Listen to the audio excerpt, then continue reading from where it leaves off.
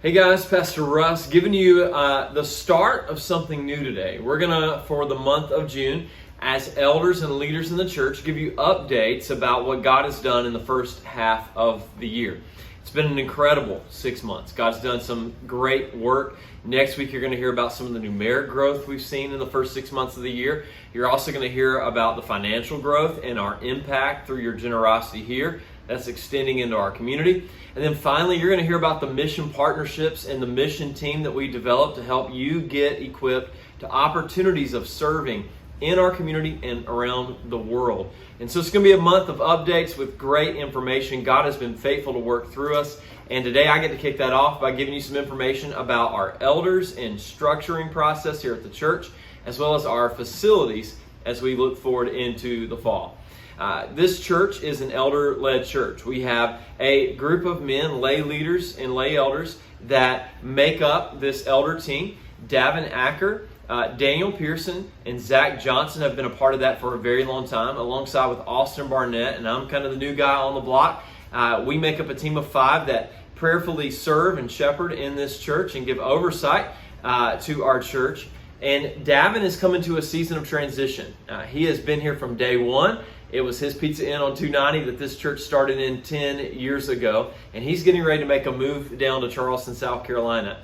And so we want to first and foremost take the time to let you know that transition is happening.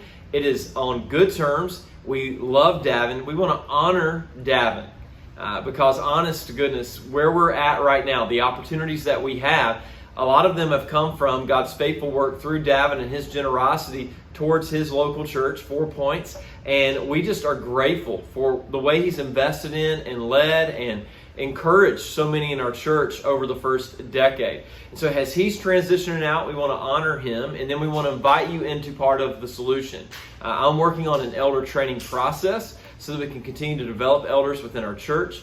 And on top of that, we are praying about someone that would come and fill that lay elder seat as we're building that training process to identify and equip others. So would you join us in praying for the next elders that will lead and help in our church? And would you also join us in praying for this process that we're going to be rolling out for training and identifying elders in our church coming up soon?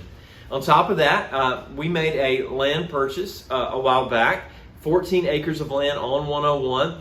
And God graciously led and gave some wisdom to the leadership as to what we should do with that land. We sold it at a large profit with the intent that we were then going to bring the proceeds into purchasing the facility that we're currently in.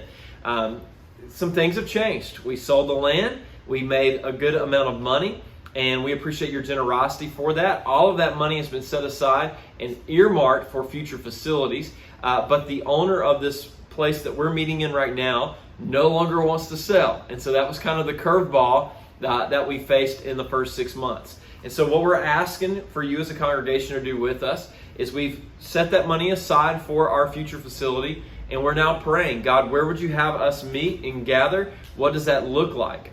Do we need to rent here long term for a period of time while we wait on the market to cool? Is there a door or a window that God is opening for us somewhere else with a pre-existing facility or another piece of property that we can get into and still, with some of the profit of the land sale, have money to put down on a future build? So we're open-handed towards God with this. We don't know where we're going, but we're excited about what God is doing in our church, and we trust that He'll bring the right solutions in the right time. So join me in honoring Davin, praying for our elders as we move forward into the fall, and also praying for our facilities as we figure those things out.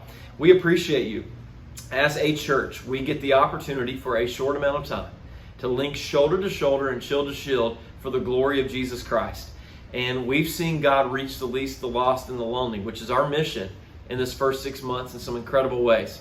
That does not happen without you leveraging your influence, your time, your passions, and your gifts so that collectively we can make much of Jesus together. And we look forward to doing that with you in the weeks and months to come.